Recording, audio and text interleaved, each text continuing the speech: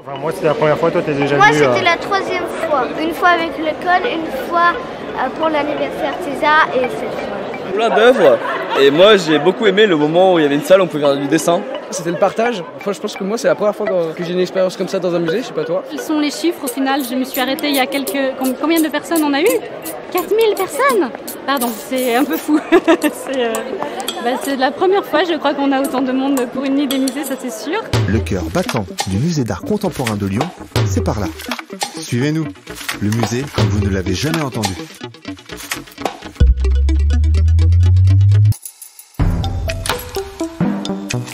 Prochain arrêt, musée d'art contemporain.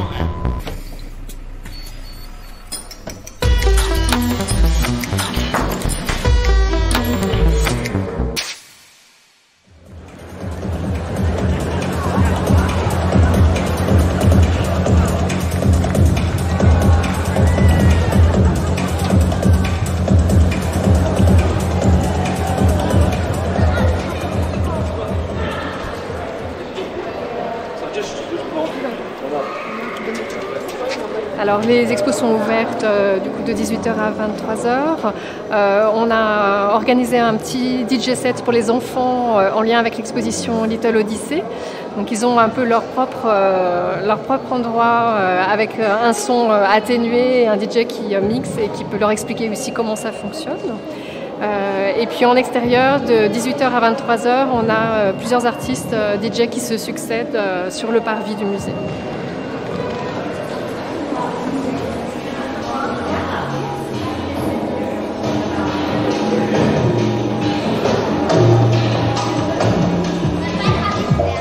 Tu veux essayer?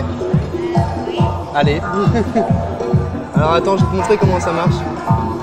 Hop là. Alors, en gros, moi ce que je vais faire, c'est que je vais lancer la musique et toi tu vas augmenter le volume. Ok, du coup on va faire une transition ensemble. Ça te va? C'est ça le volume? C'est ça.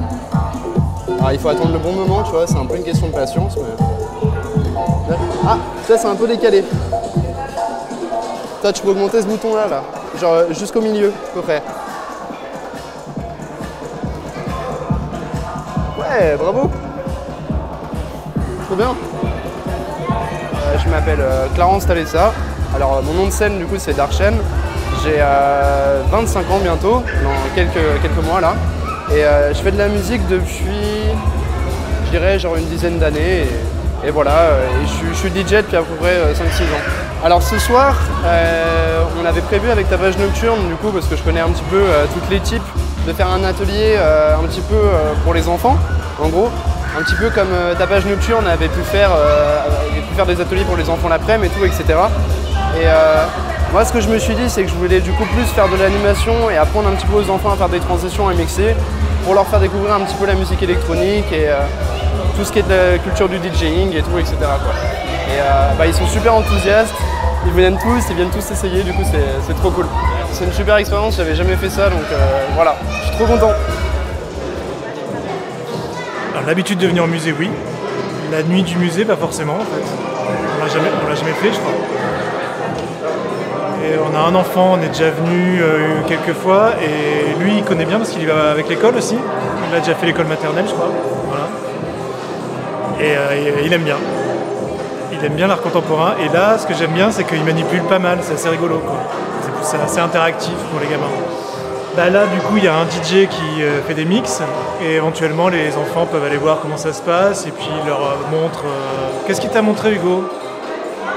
Faire une transition. Comment faire une transition entre deux musiques. Voilà. Et puis après, il y a quelques œuvres où ils sont aussi participatifs, ils peuvent manipuler, bouger les lumières, donc c'est vrai que c'est assez rigolo. Puis on est venu aussi parce qu'il y a la nuit du musée, il y a les DJ, des trucs comme ça, donc aussi pour nous, puis pour avoir les gamins qui font un petit peu la fête, c'est ça qui est sympa quoi, pour aujourd'hui. Voilà pourquoi on est venu là.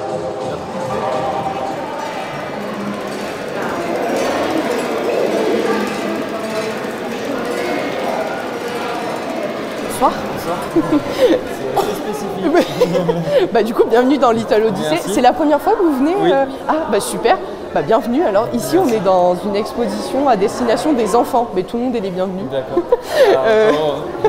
C'est normal. Je suis Mélanie. Je suis étudiante en 2e année de Master Patrimoine et Musée, parcours médiation culturelle et numérique. Et j'ai participé à la création de Little Odyssey au tout début du projet jusqu'à la fin. Et encore aujourd'hui, là, pour la nuit des musées, j'avais envie de pouvoir faire un peu de médiation. Parce que c'est un petit peu voilà, un bébé qu'on a façonné, on a pris le temps de le faire, donc c'est important de pouvoir voir comment il évolue. Donc c'était important pour moi d'être là ce soir et de pouvoir surtout échanger avec un public qui soit vient régulièrement, soit ne vient pas assez régulièrement ou ne vient pas du tout. Et c'est intéressant de voir les différents points de vue surtout de l'exposition. Bon alors raconte-moi un peu ce qu'il y a à l'intérieur. Bon alors, on a 5 expositions. On va faire un voyage mental. Allez, on ferme les yeux. Bien. Je suis Sylviane Latuilière et je suis chargée de la programmation culturelle au Musée d'Art Contemporain de Lyon. Donc moi j'organise les événements. Notamment ce soir, la nuit des musées. C'est vrai que c'est un gros rendez-vous pour nous. Tapage Nocturne, on les a rencontrés au mois de décembre de l'année dernière.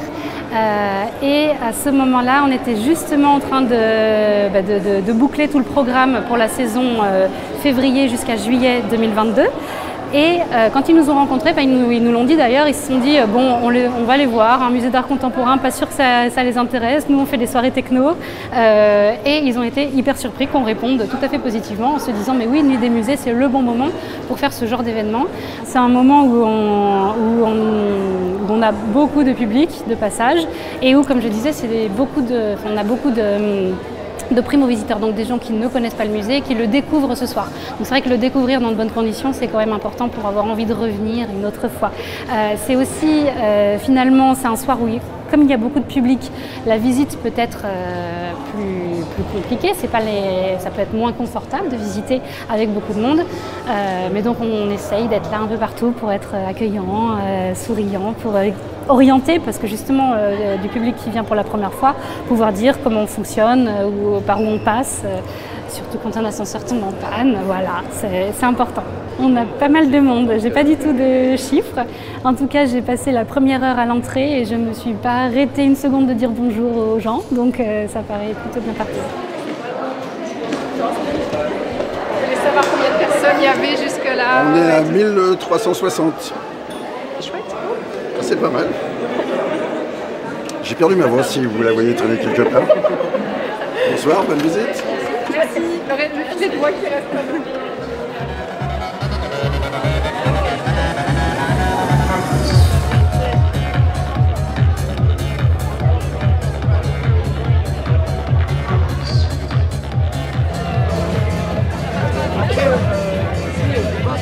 C'est la première fois qu'on vient du coup, mais c'est hyper cool.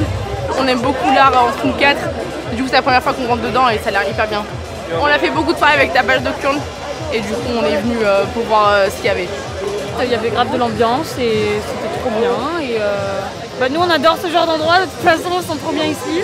Dans le principe de la musique, de prendre la techno comme de la musique, comme de l'art. Et du coup c'est cool de mélanger les deux parce que pour une fois les gens se rendent compte que la techno c'est vraiment de l'art plus de la musique. Exactement.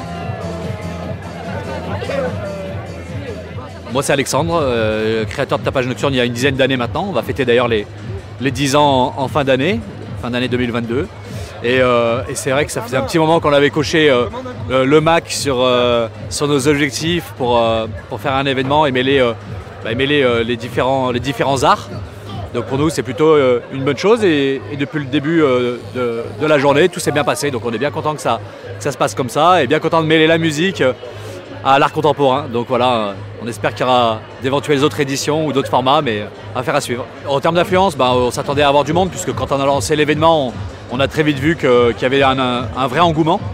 Et puis c'est des formats où dans les temps qui courent, où c'est assez compliqué, l'inflation, la baisse du pouvoir d'achat et toutes ces problématiques font que là ça permet au public d'avoir un événement gratuit, à notre public en tout cas. Et ça permet aussi à des gens qui sont de passage, qui sortent du parc de la Tête d'Or ou qui se baladent, de découvrir peut-être cette musique qu'ils ne connaissaient pas.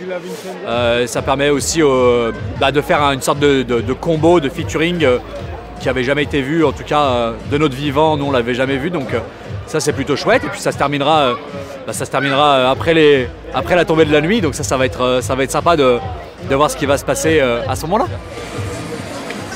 Yago, du coup je suis chargé de production et de développement chez Tapage Nocturne. Donc je m'occupe de tout l'aspect logistique et en même temps du coup du développement, donc contacter de nouvelles salles, de nouveaux lieux avec qui travailler comme par exemple le MAC, avec qui c'est la première fois qu'on travaille. Donc on les a contactés en janvier de façon sans avoir de projet précis, et en discutant avec eux, c'est là qu'ils nous ont proposé de collaborer à l'occasion de la nuit des musées. Du coup c'est un super projet. J'avais un peu peur qu'on ait surtout notre public qui vienne faire la teuf et qui n'en a rien à faire de ce qui se passe à l'intérieur, mais du coup je suis allé faire un tour et j'ai eu pas mal de gens avec nos t-shirts, avec les gobelets, brandés tapage nocturne. Du coup ça fait plaisir, ça veut dire que ça marche. Et dans le même temps, on voit aussi beaucoup de familles avec les enfants qui seraient pas forcément venus sans l'apport du MAC, et qui viennent aussi découvrir la techno et qui ont l'air d'apprécier. Donc ça fait vraiment très plaisir. On s'est arrêté à l'open air, là on va au musée. C'est la première fois que on est venu pour la nuit des musées. C'est la première fois, ouais. C'est hyper cocasse, mais en même temps, je veux dire, on est la cible. On aime l'art, tu vois, peu importe comment il se trouve. Ça se trouve, on va détester. T'imagines? Et on va aller au musée, on va se dire, mais en fait, on préfère le son. Et qu'est-ce que je fais là? On va faire un débrief. On pourra faire un compte rendu. On fera un compte rendu.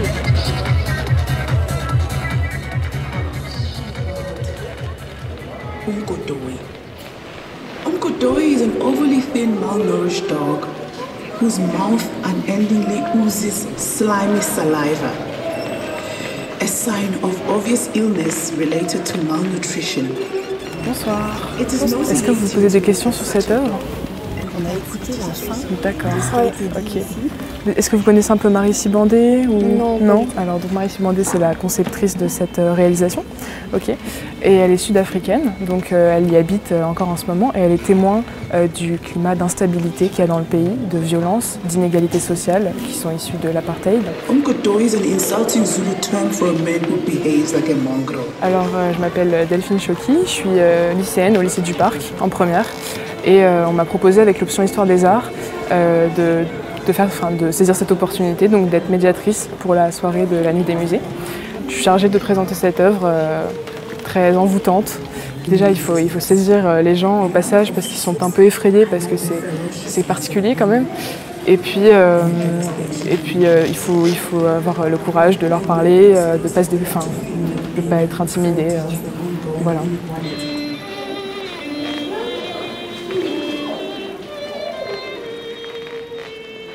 C'est un lieu très très chouette.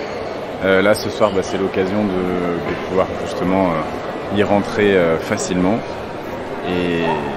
Et puis justement j'ai vu qu'il y avait quelque chose pour les enfants. Étant moi-même instituteur, c'est l'occasion de se renseigner un petit peu. Puis j'ai un petit garçon de 4 ans, donc ce sera l'occasion de revenir là. J'ai vu qu'il y avait des ateliers là au mois de mai-juin, donc ce sera l'occasion. C'est quand même toujours sympa d'entendre du son, et puis quand il peut y avoir justement la culture en dehors de la culture sonore visuelle qui s'allie à ça, c'est sympa, ouais. J'ai trouvé que visuellement c'était joli là, tous les globes là avec la lumière, c'est très sympa là, c'était la partie justement pour les enfants. Après il y a le parc de la Tête d'Or qui est à côté, donc ça peut faire aussi une sortie pour la journée qui est sympa, ouais. Enfin, moi c'était la première fois, toi t'es déjà venu. Moi c'était la 3e fois. Une fois avec l'école? Une fois avec l'école, une fois pour l'anniversaire César, et cette fois. Oui, on profitait, puis on avait vu qu'il y avait un espace pour les enfants, donc c'était sympa, avec de la musique aussi. Ouais, en fait au début on croyait que le concert dehors c'était le concert pour enfants, puis après on a changé, on a vu que c'était ici et c'était cool. En premier j'ai baissé et remonté le volume, et après un truc où c'est écrit Q je crois, où il fallait monter jusqu'au moyen. Ouais, c'est ça, il a fait une transition.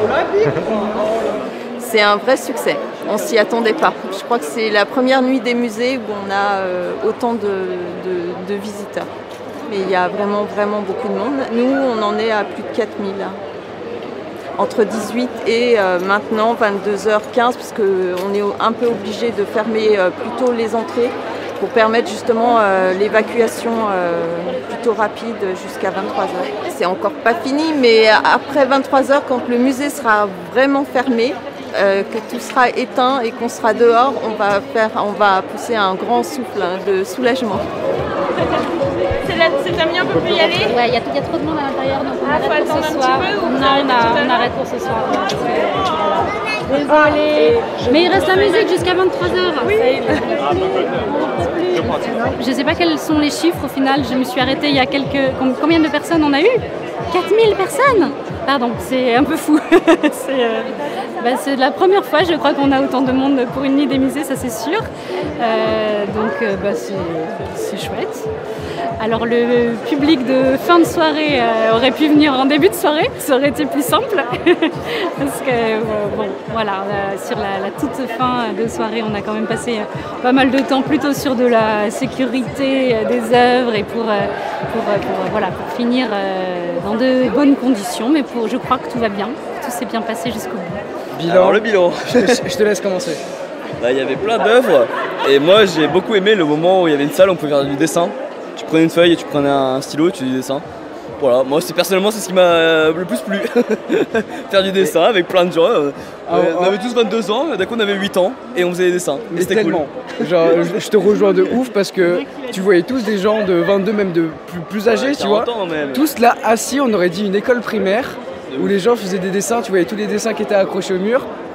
Et franchement au début tu te dis c'est une classe de récré et non, on est tous adultes, on est tous âgés, mais du coup c'était vraiment cool de partager tout ça avec ces gens, on s'est bien marré. Ça permet aussi de faire un peu de communication, parce que souvent dans la plupart des musées, quand on se met devant une œuvre, on est plutôt silencieux, on est un peu en introspection.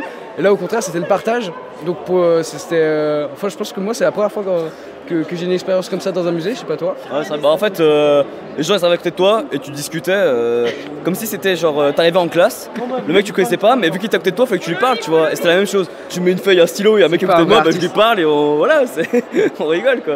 Mais c'était vraiment vraiment cool, assez décalé de ce que moi je fais comme expo d'habitude. Et du coup je le conseille à tous de venir au musée contemporain de Lyon. C'est pour dire que c'est vraiment très très cool. S'il y en a qui hésitent, n'hésitez pas, venez ici. N'hésitez plus. N'hésitez plus, c'est vraiment très cool.